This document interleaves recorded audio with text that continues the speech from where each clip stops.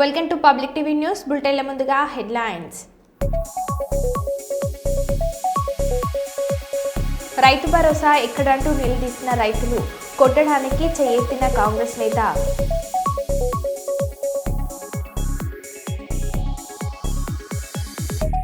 Nuzvid circle పరిధిలోని నకిలీ స్వామీజీని అరెస్ట్ చేసిన పోలీసులు.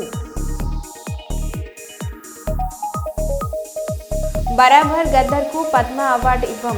ఎందరో బీజేపీ నేతలను చంపిన వాళ్లలో గద్దర్ ఒకరు. బండి సంజయ్. హన్మకొండ జిల్లా కనకదుర్గ యాజమాన్యం దారుణం. ఘనంగా ఏకశిల పాఠశాల వార్షికోత్సవ వేడుకలు. రాష్ట్రంలో ఉన్న వాస్తవ ఆర్థిక పరిస్థితి ప్రజల ముందు ఉంచుతాం. AP CM Chandrababu Naidu.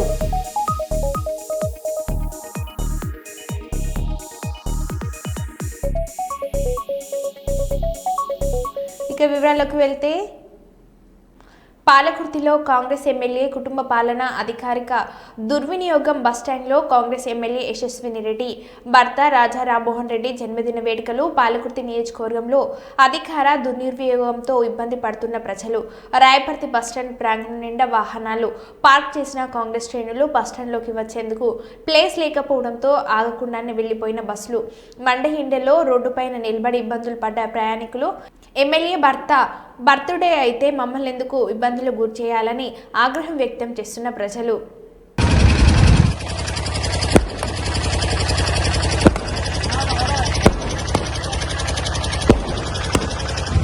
అయ్యో అయ్యో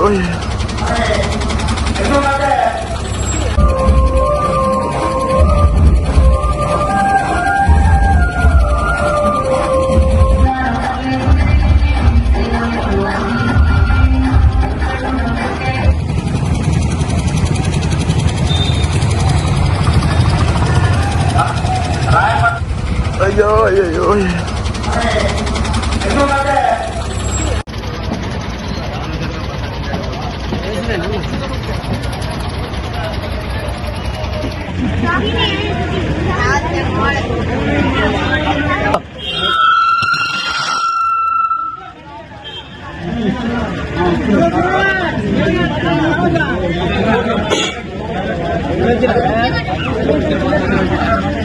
ఎంతో మంది సెలబ్రిటీల మధ్య నంద్యాల మండలం చాపిరేవుల గ్రామంలో ఇంట్లో గ్యాస్ సిలిండర్ పేలింది. వంట చేస్తుండగా గ్యాస్ సిలిండర్ పేలడంతో ఈ ప్రమాదం చోటు చేసుకుంది. ఇంటి పైకప్పు కూలి దినేష్ అనే 10 సంవత్సరాల బాలుడు, వెంకటమ్మ అనే వృద్ధురాలు 60 సంవత్సరాలు మృతి చెందారు. మరో 8 మందికి తీవ్ర గాయాలు అయ్యాయి. క్షతగాత్రులను చికిత్స కొరకు నంద్యాల సర్వజన ఆసుపత్రికి తరలించారు. పోలీసులు కేసు నమోదు చేసి దర్యాప్తు చేపట్టారు. ఎట్లా వెళ్ళిందన్నా?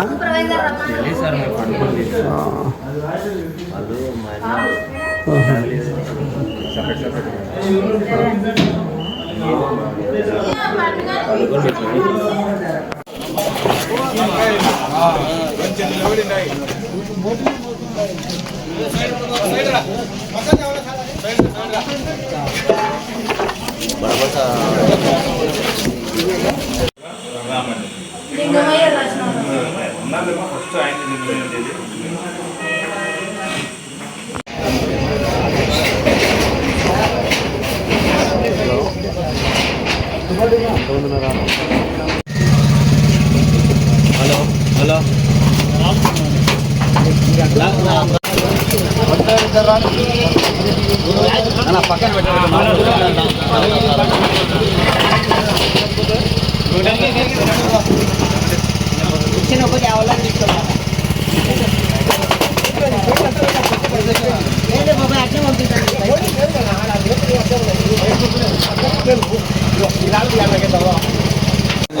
సిలిండర్ వెళ్ళిందని మాకు డౌట్ వచ్చింది. ఎప్పుడు ఏ టైం వెళ్ళింది? 4 గంటలకు వెళ్ళింది. ఎవరు చూస్తారు? ఎవరిని చూస్తారు? నాకే శబ్దం వినిపించి బయటకు ఎంతమంది ఉన్నారు? మా ఇంట్లో కూడా కొంచెం సౌండ్ వచ్చి అదిరింది. నేను పని బయటకు వచ్చి చూస్తే ఇక్కడ కేకలు వినిపిస్తున్నాయి. బయటకు వచ్చింది. ఎంతమంది ఉన్నారు ఇంట్లో? వాళ్ళు 9 మంది ఉండాలి సార్. 9 మంది ఉండాలి. వాళ్ళ బంధువులు వచ్చినారంట. చెప్పలేము ఎంతమంది. ఏం జరిగింది? గ్యాస్ సిలిండర్ బిల్లిందా లేదా మామూలుగా కూలిందా? సిలిండరే అనుకుంటున్నాం సార్. వాళ్ళకి అడిగితే సిలిండర్ అన్నారు. ఆమె ఇప్పుడు లేచి వంట వండుకోవాలని లైట్ వేసిందంట. లైట్ వేసింటే పేలింది అంటున్నారు. ఇప్పుడు ఎవరెవరు ఉన్నారు లోపల ఇరుక్కోపోయిన వాళ్ళు? ఇప్పుడు 2 ఉన్నారు సార్. అలా చిన్న పిల్లోడు ఒకడు, వాళ్ళ అమ్మ ఉంది, పెద్ద ఆమె ఉంది. ఏం పేర్లు అన్న వాళ్ళ పేరు? వెంకటమ్మ ఒక ఆమె ముస్లాం పేరు. చిన్న పిల్లోని పేరు పండని పిలుస్తారు వాళ్ళు. చనిపోయినా అంటారు. చనిపోయినారు. బరాబర్ గద్దర్కు పద్మ అవార్డు ఇవ్వం. ఎందరో బీజేపీ నేతలను చంపిన వాళ్ళలో గద్దర్ ఒకరు అని బండి సంజయ్ అన్నారు. కాంగ్రెస్ పార్టీ నిధులతో పథకాలు అయితే ఇందిరాగాంధీ కాకపోతే Osama bin Laden, Dawood Ibrahim ఏదైనా పేరు పెట్టుకోండి అని బండి సంజయ్ అన్నారు. గద్దర్ ఎట్టిస్తాం చెప్పండి అని భావాజాలం ఏంది? ఎంతమంది భారతీయ జనతా పార్టీ కార్యకర్తలను మర్డర్ చేసిన వ్యక్తులు ఆయన ఎట్టిస్తాం? మేము పక్కా అయ్యాం. మా కార్యకర్తలను చంపితే మా కార్యకర్తలను చంపిన కార్యకర్తలను పాటలు పాడిన వ్యక్తి గద్దర్. అనేక మంది పోలీసులను ఎన్కౌంటర్ చేసిన విషయంలో గద్దర్. ఎట్లిస్తాం? మీరు వంశం ఇస్తామేంటి అవార్డ్స్? భయపడే ప్రసక్తి లేదు, వెనుకపోయే ప్రసక్తి లేదు. వందల మంది భారతీయ జనతా పార్టీ కార్యకర్తలు నమ్మిన సిద్ధాంతం కోసం భారత్ మాతా కీ జై అని చెప్పి ఆందోళన చేస్తుంటే నక్సల్స్ భావోద్వేగంలో గద్దర్ మా కార్యకర్తలు హత్య చేయించిండు. ఎన్ఐఏ వచ్చి ఎంక్వైరీ చేసింది గద్దర్ గారి మీద. అనేక మంది పోలీసులను ఎన్కౌంటర్ పేరుతో మర్డర్ చేసిండు. అటువంటి వ్యక్తిని ఏ విధంగా పంపుతారు ఇవాళ? రే మీ ప్రభుత్వం యొక్క మీ సొంత సంక్షేమ పథకాలు, మీ నిధులతో జరిగే సంక్షేమ పథకాలు అంటే మీరు ఇందిరాగాంధీ పేరు పెట్టుకుంటారా? లేకపోతే ఒసామా బిన్ లాడెన్ పెడతారా? దావూద్ ఇబ్రాహీం పెట్టుకుంటారా? పెట్టుకోరు. మాకు ఏం అభ్యంతరం లేదు మాకు. కానీ కేంద్ర ప్రభుత్వం ద్వారా కేంద్ర ప్రభుత్వం యొక్క సంక్షేమ పథకాలకు మీ పేరు పెట్టుకోవడం మీకు ఇబ్బంది లేదు. కానీ పైన కేంద్ర ప్రభుత్వం యొక్క సంక్షేమ పథకం పేరు పెట్టాలా లేదా? నిధులు ఇచ్చేది భారత సర్కార్, కేంద్ర ప్రభుత్వము. పేర్లు మార్చి ఫోజులు పట్టుకొని సొమ్మకొని సోకొకట్లక మీరు ప్రజలు మభ్య పెడతా అంటే ఊరుకునే ప్రసక్తే లేదు. వాళ్ళ ప్రధానమంత్రి ఆవాస్ యోజన కానీ, గరీబ్ కళ్యాణ్ అన్న యోజన కానీ వీటిని నేరుగా రాష్ట్ర ప్రభుత్వం ప్రమేయం లేకుండా లబ్ధిదారులకే చెందే విధంగా ఇచ్చే విధంగా కేంద్ర ప్రభుత్వం ప్రయత్నం చేస్తుంది. ఆ విధంగా ఆలోచిస్తుంది. ఏలూరు జిల్లా నుంచివీడు సర్కిల్ పరిధిలోని ఆరుగోలనుపేట పోతిరెడ్డిపల్లి గ్రామాల్లో మీ కుటుంబం బాగుండాలంటే పూజలు చేయాలని నమ్మించిన దొంగ స్వామీజీ 61,000 రూపాయల డబ్బులతో పరారైన దొంగ స్వామిని అరెస్ట్ చేసిన పోలీసులు.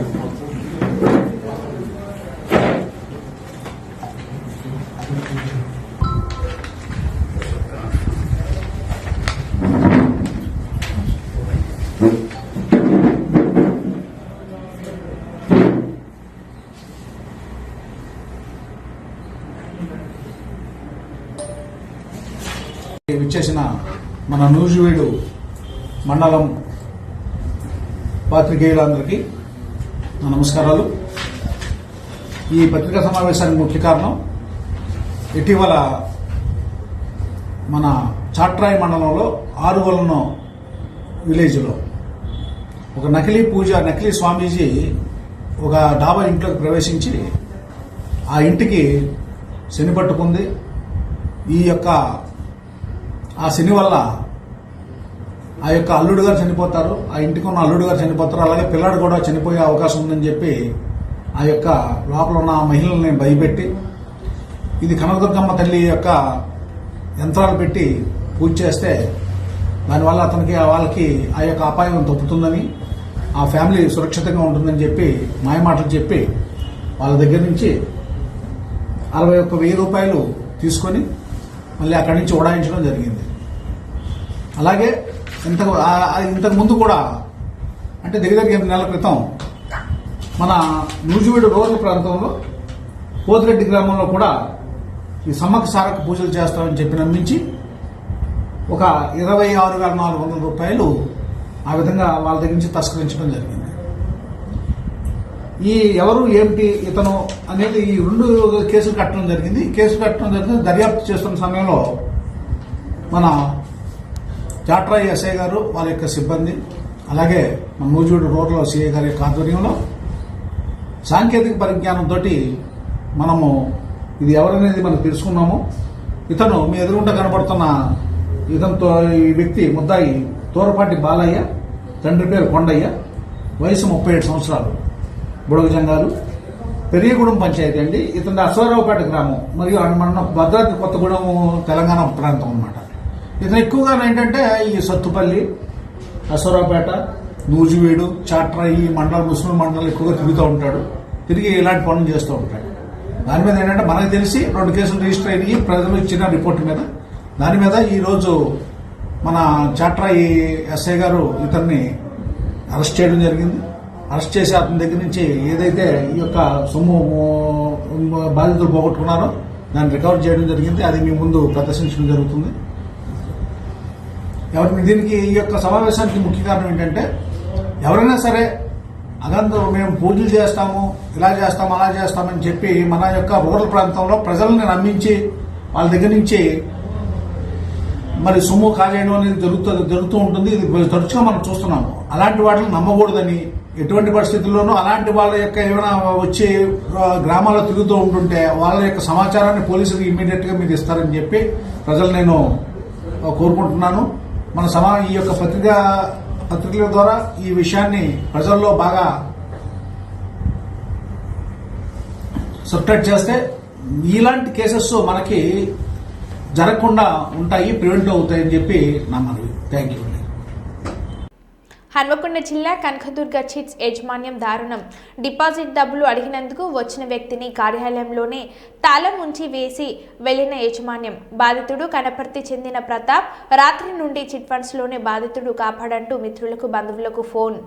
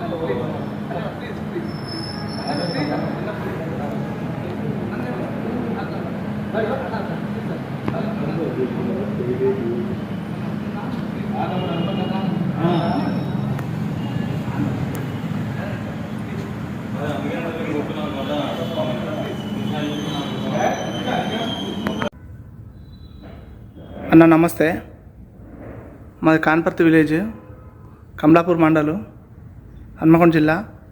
నేను కనకదుర్గ చిట్ ఫండ్లో కొన్ని డబ్బులు 2000 సంవత్సరంలో పెట్టడం జరిగింది. నేను ఒక 2 సంవత్సరాల నుంచి నా డబ్బులు నాకు కావాలని సార్ దండం పెడతా సార్, కాలు మొక్తా సార్, నాకు పైసలు కావాలి సార్, నేను పరిస్థితి బాగాలేదు సార్, నా చావు తప్పించి శరణ్యం లేదు సార్, ప్లీజ్ సార్ అని చాలాసార్లు రిక్వెస్ట్ చేసిన.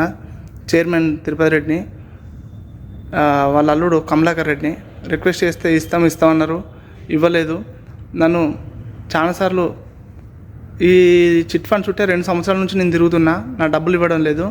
మరలా నేను ఒక 2-3 నెలల క్రితం వచ్చి ఇక్కడ నేను సాయంత్రం దాకా నేను ఇక్కడ నా పైసలతోనే పోతా అంటే నన్ను మెడలు బట్టి బయటికి ఇగ్గడం, అది చేయడం ఇది చేయడం చేసిర్రు. ఒకరోజు పైసలు అడిగితే దురుసు ఎట్లా పడితే అట్లా ఏం పీక్కుంటో పిక్కపో అని తిట్టిర్రు. మళ్ళా ఈరోజు పొద్దుగాల వచ్చిన నేను మొన్న వస్తే మొన్న 3 రోజులకు అన్నారు, అట్లా 3 రోజులు ఇప్పటికి ఒక 10 సార్లు చెప్పారు. మొన్న వస్తే కూడా ఇవ్వాలన్నారు, ఇవాళ వస్తే మళ్ళీ పొద్దుటి నుండి నన్ను ఇక్కడనే ఉంచారు. పొద్దుటి నుండి అన్నం లేదు ఏం లేదు. ఒక గంట సేపు బయటికి రమ్మన్నారు, బయటికి పోయి వచ్చిన తర్వాత ఇప్పుడు మళ్ళీ నన్ను ఇందులోనే ఉంచారు. చిట్ ఫండ్లో నేను ఒక్కనే ఉన్నా, ఎవరు లేరు. ఇందులోనే ఉంచి వాళ్ళందరూ అక్కడ వెళ్ళిపోయారు. నేను ఒక్కనే చిట్ ఫండ్లో ఉంచి వెళ్ళిపోయారు. పైసలు మాత్రం ఏం చేసుకుంటావు చేసుకో అని అంటారు. ఇప్పుడు రాత్రి 9:15 అవుతుంది. అన్న చిట్ ఫండ్లలో ఇంత ఘోరంగా ఉంది, నేను ఇదివరకు సిపి గారి దగ్గర కూడా కంప్లైంట్ ఇచ్చిన, అక్కడికి వచ్చి కూడా నేను ఇస్తా అని చెప్పిండు, కానీ పైసలు ఇవ్వడం లేదు. నన్ను ఏం చేసుకుంటావు అది చేసుకోమంటారు వీళ్ళు. ఒక సందర్భంలో కూడా నాకు చావు తప్పించి శరీరం లేదంటే సత్య చావు ఇవ్వని కోసం పెట్టిన పైసలను కూడా అన్నారు వీళ్ళు. అన్న నా పరిస్థితి అంత బాగాలేదన్న, ఈ చిట్ ఫండ్లోనే ఉన్నా, ఇప్పుడు నైట్ 9:15 అవుతుంది అన్న. నేను లారీ డ్రైవర్గా పని చేసుకుంటూ ఒక్కొక్క రూపాయి కూడబెట్టుకొని సంపాదించుకున్న పైసలన్న, నాకు అవి చాలా అవసరం ఉన్నాయన్న, కానీ నా పైసలు ఇవ్వడం లేదు. ఇప్పటిదాకా మా అన్న మా తమ్ముడు నాకు తోడుగా ఉంటే, మీరు ఇక్కంటే మీ మీదనే కేసు పెడతాం, మీరు ఇక్కడి నుంచి బయటకు వెళ్ళమని వాళ్ళని బయటకు వెళ్ళగొట్టిండు. నేను ఒక్కనే చిట్ ఫండ్ ఉన్నానా, చూడండి, చిట్ ఫండ్లో ఎవరు లేరు. నా పైసలు అడిగితే మాత్రం ఏం చేసుకుంటారో చేసుకోమంటున్నారు. చూడండి అన్న, చిట్ ఫండ్లో ఎవరు లేరు, నేను ఒక్కనే ఉన్నా. నైట్ ఏం చేస్తారో కూడా నాకు తెలియదు. వాళ్ళు నైట్ వచ్చి ఏం చేస్తారో నాకు తెలియదు. వాళ్ళు ఈ పైసలు అడిగినందుకు చంపినా అని ఆశ్చర్యపోవడం అవసరం లేదన్నా. ఇది నేను నా మిత్రులకు వీడియో పంపిస్తున్నా. గత 3 రోజుల క్రితం అనుమానాస్పదంగా మృతి చెందిన కేసును ఛేదించిన పిచ్చాటూరు పోలీసులు సుగంధి అనే మహిళలకు తన ప్రియుడు అరుణ్ రాజుతో కలిసి భర్త ఆంటోనీని ఉరితీశారు. బిగించి 25వ తేదీ హత్య చేయడం జరిగిందని గుర్తించిన పోలీసులు అరుణ్ రాజు సుగంధిలకు గత 12 సంవత్సరాల నుండి పరిచయంతో పాటు వివాహం తర్వాత అక్రమ సంబంధం ఉందని, వీరి బంధానికి భర్త అడ్డు వస్తున్నాడని, భర్త అడ్డు తొలగించుకోవాలని హత్య చేసిన అరుణ్ రాజు సుగంధి రాత్రి 25వ తేదీ రాత్రి వాళ్ళ చంపివేయడం జరిగింది. ఇతని చంపిన దానిలో అతని భార్య సుగంధి అనే ఆమె ప్లస్ ఆమె లవర్ అరుణ్ రాజ్, ఇతను వచ్చేసి ఇరుగువాయి గ్రామం. ఈ అమ్మాయిది కూడా ఇరుగువాయి గ్రామం పుట్టినలు అయితే వీళ్ళిద్దరికీ గత 10-12 సంవత్సరాల నుంచి వీళ్ళిద్దరికీ అక్రమ సంబంధం ఉంది. సో అమ్మాయికి ఇష్టానికి వ్యతిరేకంగా ఇక్కడ చేసుకోవడానికి వాళ్ళ మేనమామ కొడుకు పెళ్లి చేయడం జరిగింది. సో వాళ్ళిద్దరికి ఉన్న అక్రమ సంబంధానికి ఇతను అడ్డుపడతాడని, ఎప్పుడైనా ఇతను తొలగించుకోవాలనే ఉద్దేశంతో వీళ్ళు 25వ తేదీ రాత్రి వాళ్ళు ముందస్తుగానే ఒక ప్లాన్ ప్రకారం గురేసి తాడుతో గురేసి చంపాలనే ఒక ప్లాన్ ప్రకారం వాళ్ళు మాట్లాడుతున్నారు. సో పిల్లలు కూడా ఆ రోజు ఈ సంఘటన జరిగిన పిల్లలు వాళ్ళ బంధువుల ఇంటికి వెళ్ళింటే ఎవరూ లేరు అనే ఉద్దేశంతో ఈరోజు చంపాలనే ఉద్దేశంతో వాళ్ళు ప్లాన్ చేసుకొని రాత్రి 8:30 గంటలకి ఈ అరుణ్ రాజ్ అనే ముద్దాయి 9th మైల్ దగ్గర ఒక మందు బాటిల్ కొనుక్కొని అక్కడ నుంచి ఫోన్ చేసి ఈ యొక్క ఆంటోనికి మందు తాగుదాం రా అని ఊరి బయటికి రమ్మని చెప్తే అతను ఫోన్ చేసి చెప్తే ఇతను 9 గంటలకి అట్లా ఈ చేసుకురానికి వస్తాడు. వచ్చిన తర్వాత అతను మందు తాగడానికి ఇద్దరు ఊరి బయట ప్రదేశంలో కూర్చొని 9 నుంచి రాత్రి 12:30 వరకు బాగా తాపిచ్చి అతనికి ఇతను తాగినట్టు నటించి అతనికి తాపిచ్చి అతను బాగా తాగి కైపెక్కిన తర్వాత అతన్ని మోటార్ సైకిల్లో తీసుకొని పోయి వాళ్ళ ఇంటికి తీసుకొని పోయి అతను మద్యం మత్తులో పూర్తిగా స్పృహ లేకుండా పడిపోయి ఉంటే ఆ రోజు రాత్రికే భార్య ప్లస్ ఇతను ఇద్దరు కలిపి తాడుతో మెడకు తాడు బిగించి గట్టిగా చనిపోయే వరకు లాగినప్పుడు వాళ్ళ భార్య కాళ్ళు పట్టుకుంటుంది, ఇతను తాడు లాగుతాడు. చనిపోయాడని నిర్ధారించుకున్న తర్వాత ఈయన ఎక్కడన్నా గురి వేసి కొంచెం సీన్ క్రియేట్ చేయాలని ట్రై చేశారు. కానీ చుట్టుపక్కల కొంచెం అలికిడి రావడం వల్ల ఆ బాడీని ఇంట్లో నుంచి బయట తీసుకొని వచ్చి పండబెట్టి అతను అక్కడి నుంచి తన మోటార్ సైకిల్లో పారిపోయాడు. ఈ విషయం మా ఇన్వెస్టిగేషన్లో నిన్న మన కైలాసపురం దగ్గర ఇద్దరు కైలాసపురం నుంచి పారిపోతూ ఉంటే ఇద్దరిని వాళ్ళని పట్టుకొని అరెస్ట్ చేయడం, అరెస్ట్ చేసి ఈరోజు వాళ్ళని రిమాండ్కి పంపిస్తాం. వరంగల్ మహానగరంలో ప్రతిరోజు స్వేచ్ఛ భారత్ పేరిటపై తడి చెత్త పొడి చెత్త వేరు చేసి వాహనాల ద్వారా మడికొండ రాంపూర్ మధ్యలో ఉన్నటువంటి డంపింగ్ యార్డ్లోకి ప్రతిరోజు 45,000 టన్నుల చెత్త తీసుకొచ్చి ఇక్కడ వేస్తున్నారు. వేసిన అనంతరం కాల్చడం వల్ల వచ్చే పొగ ద్వారా సుమారు చుట్టుపక్కల 5 గ్రామాలకు ఈ పొగ కమ్ముకొని నానా ఇబ్బందులు ఎదుర్కొంటున్నాం.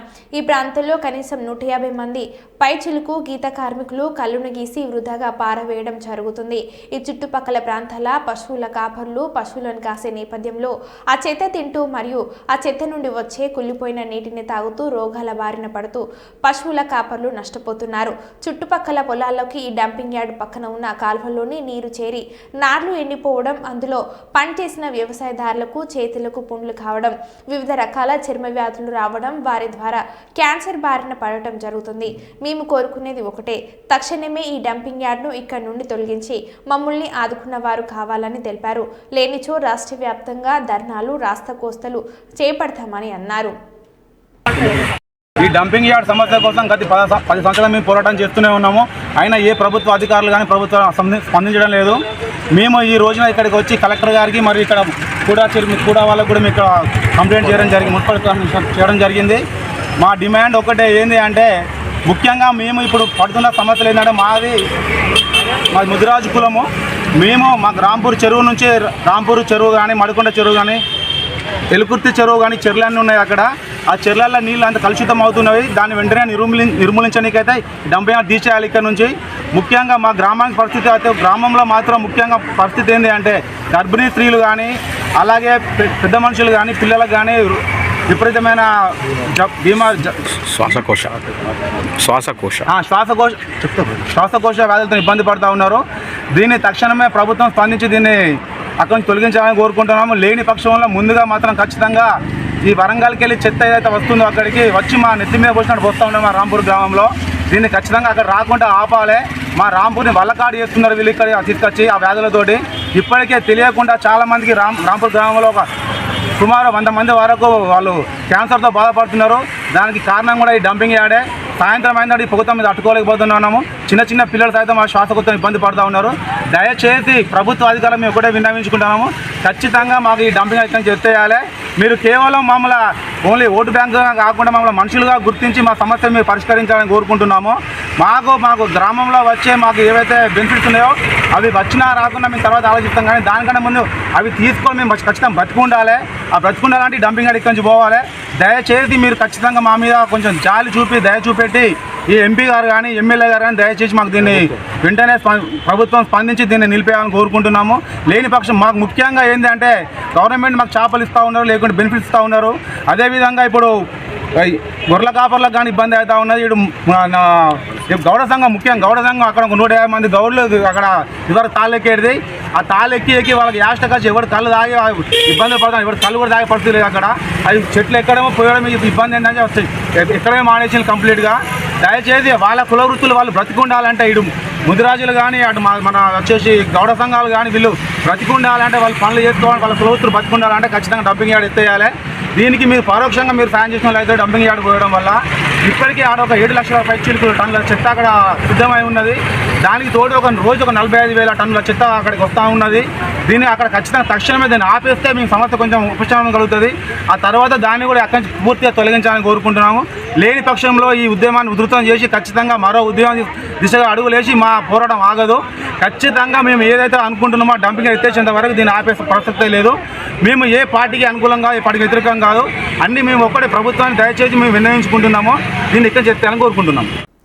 మరో బులెటిన్లో మళ్ళీ కలుద్దాం. Stay tune.